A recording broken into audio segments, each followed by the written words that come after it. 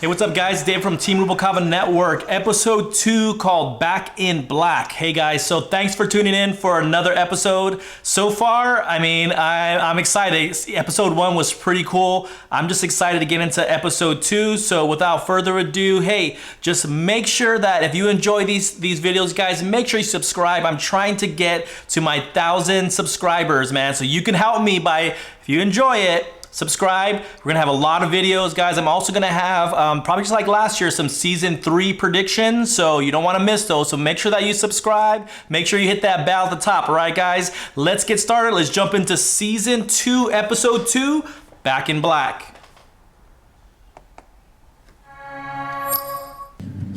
Come on, get the stuff and let's get out of here.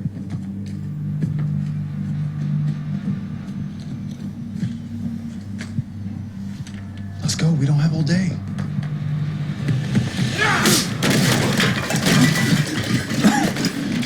Oh my God, Rick! Are you okay? Robbie!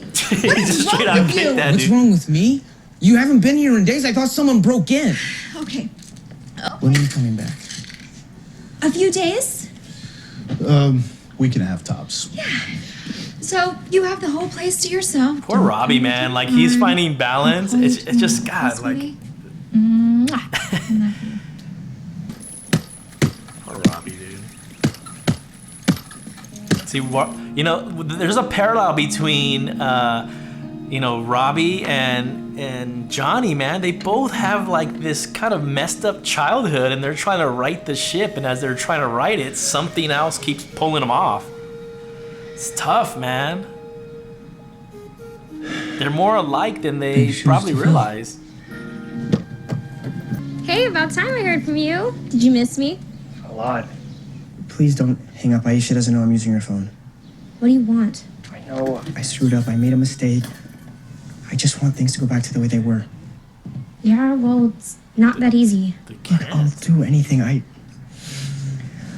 can't stop thinking about you. I thought it was Aisha. You can talk to whoever you want. Hey guys. All right, perfect Robbie's attendance on hot day right 1. now. He's pissed. So, it's our first lesson. You'll see. Follow me. Well, we have a 4 p.m. class and a 5 p.m. class, but they're filling up fast. No, we accept boys and girls. Gender what? Hey, is this a prank call? Guys, so out of touch with the What do you times. think? Shithead 1 and Shithead 2? I was thinking more Mary Kate and asshat. Thanks, man. Besides, everyone knows your names are Assface and Douchebag. Dibs on ass face. All right, so where do we even start? So first of all, I think one of the things that I always loved and enjoyed about, like, either the Rocky movies, Karate Kid, is always this unorthodox way of training. And I think, to me, when I think about those types of training, they kind of make you see beyond the immediate training. They make you see beyond, like, what you've always seen as normal, to push yourself, to challenge yourself and all that. So to watch, you know, to watch both senseis do things with their students that you know, they've never done before, and probably we've never seen before at training, I think it's pretty awesome, man. And you can see that both these senseis, Daniel and Johnny, you know, they want to push their students' mental toughness. Now, the one thing that is starting to kind of flag for me, or initially a flag for me, was the dealership. And so I was always worried that somehow, you know, the dealership would always become kind of a secondary focus once Daniel reignited his passion with karate and the dojo and all that. And so they quickly kind of, you know, showed the red flags immediately. And then you see what he did with his wife, where they can see that he can find some type of balance very quickly. But there was something in that conversation with Daniel's wife where I can already see that, and this is kind of what I had suggested, you know, last season, is there's a little bit of a tension. And what I love about her character is she's so straightforward and honest, and she'll just kind of, boom, hit you between your eyes with the truth.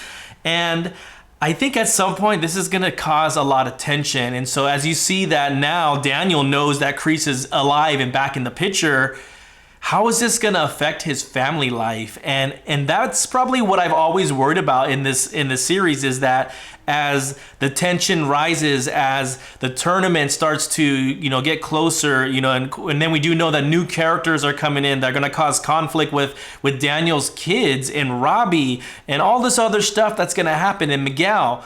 How is this going to start to affect the home life? And so I kind of got a little glimpse of it in this episode, and I think what's about to happen next is these things are going to boil to a surface. And, you know, I didn't even look at what's coming up next on the next episode because I don't want it to influence my reaction to it.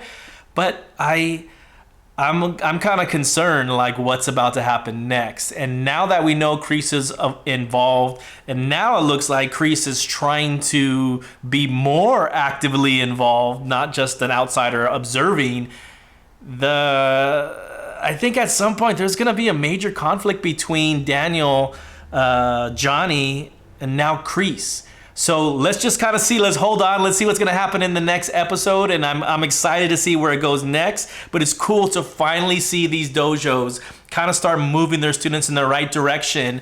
And the one thing that I really enjoyed was that Johnny is going to right the ship with them. You know, they're letting their heads get big, and so I'm not sure where any of this is going yet, but let's just jump into episode 3. And, you know, thank you guys for tuning in for another episode. Thank you guys. Don't forget to subscribe. Don't forget to leave your comments. I love hearing your comments below. And let's get into the next episode, man. Guys, I appreciate you guys tuning in for another episode of Cobra Kai Reaction. And let's see what's going to happen next, guys.